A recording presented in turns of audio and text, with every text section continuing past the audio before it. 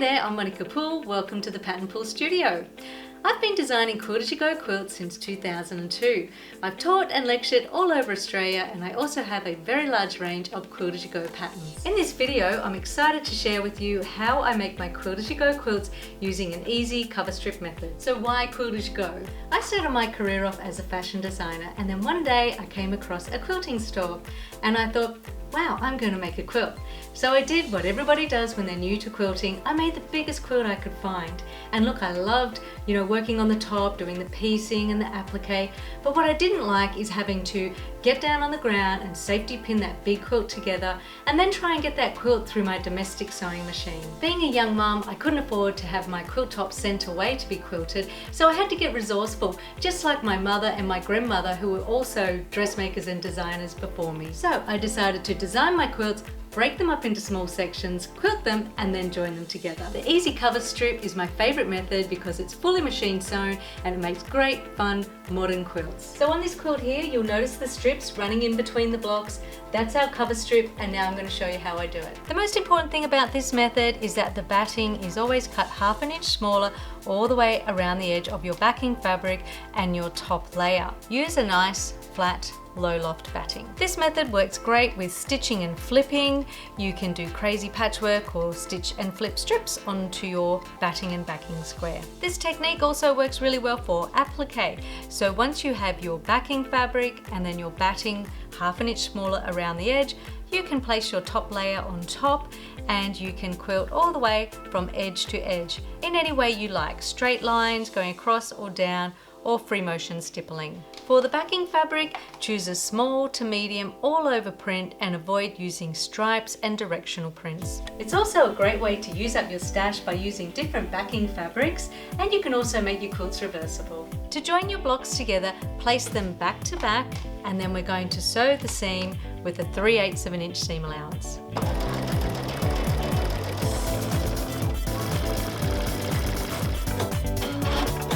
The next step is to iron that seam open, and the reason why we take a 3/8 of an inch seam allowance is because that will sit nice and flat.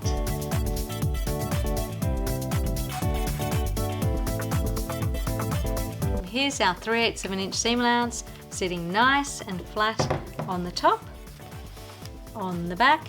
You can see it's nice and neat, and on the top we have our raw seam that we're going to cover with the strip. Our cover strip is just a 2-inch strip made up with a 1-inch bias tape maker. Now, although we're using a bias maker, your strips don't have to be cut on the bias grain. I just cut them across the fabric from selvage to selvage. And in any of my patterns, I tell you how many strips to cut. I'll then say join them all together end to end to make one long continuous length, and then we're going to run them through with the bias maker. To prepare your strip with the bias maker, first of all, cut it into a point. Now, thread your strip through the bias maker. Normally there's a plastic side on top and with a little channel, so just use a pin to help slide that out through the channel. I always like to start with a little bit, like an inch there, like that. And now what I'm going to do is I'm going to tilt my bias maker up like that and bring the iron onto it. So it's a slide and then bringing the iron onto it. Working in small sections as you go. To apply the cover strip, you could either hold it in place with some Roxanne's glue base, or you can use a strip of fusible web. I'm going to use a strip of fusible web. It's cut 3/4 of an inch wide, and I'm going to iron the rough side onto the wrong side of my cover strip. Cut your strip so that it's ½ an inch shorter at the top and ½ an inch shorter at the bottom. What that's going to do is reduce the bulk in your seams that run acrossways. To make sure that your strip is going to be perfectly straight and centered, mark a line that's ½ an inch away from the center of the seam, just along one side, using a fabric marker that can be easily erased from your fabric. Now peel away the paper backing and iron your cover strip over the top of the raw seam, aligning one side up with the marked line.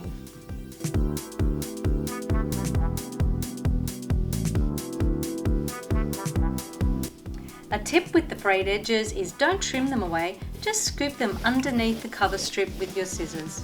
To attach the cover strip, stitch nice and close to the edge on either side. Here's a tip for stitching close to the edge of the tram. You may have a foot that looks something like this with a guide in the middle. You may also have a stitch in the ditch foot for your walking foot.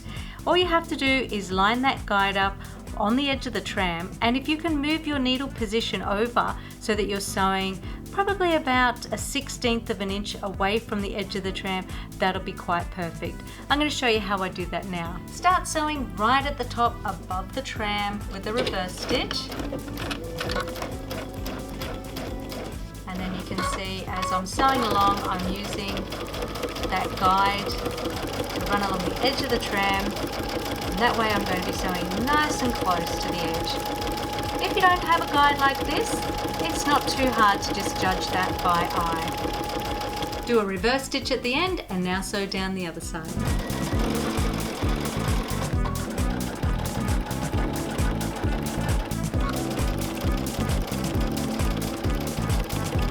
And this is what our cover strip looks like on the top, and on the back it looks like quilting lines sewn 1/2 inch away from the seam. You can also see that the cover strip is not thick and bulky. To continue joining your quilt together, join the blocks together to make rows by sewing on the short trams. And then when you join the rows together, build upon your quilt. So join row 1 and row 2 together, sew on a tram. Then row 3, sew on a tram. So work from the top down. That way, if you join half the quilt together and the other half the quilt together, you then have to sew through the center. So you've just defeated the whole purpose of Quilt-as-you-go.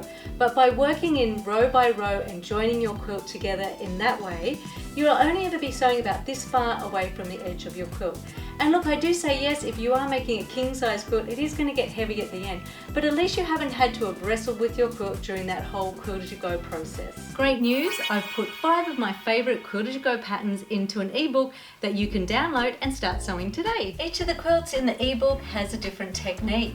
This is the Miss Daisy quilt. She's got an improv flower design. This is the rainbow quilt that I've made with applique curves, which I've stitched using machine embroidery and bias with also some rickrack and some braid. The hummingbird quilt is a stitch and flip design. This one is also reversible. The fancy free quilt is a stack and whack design that is perfect for fat quarters.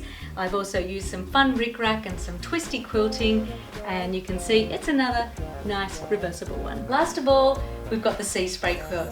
This is another stitch and flip design that's been made in long panels, and then it's got separate panels of circle borders which I've made using sketchy applique. You may also have noticed my 1-inch wide binding that's fully machine sewn, and it ties in with the width of the 1-inch wide trams. You'll also find the instructions for that in the book. The book is called Quilt-as-you-go with the easy cover strip method, and it's available to download on our website now. Thanks for watching. You can find us on Facebook, Instagram and YouTube. Just search Pattern Pool, and we'll see you next time. Bye!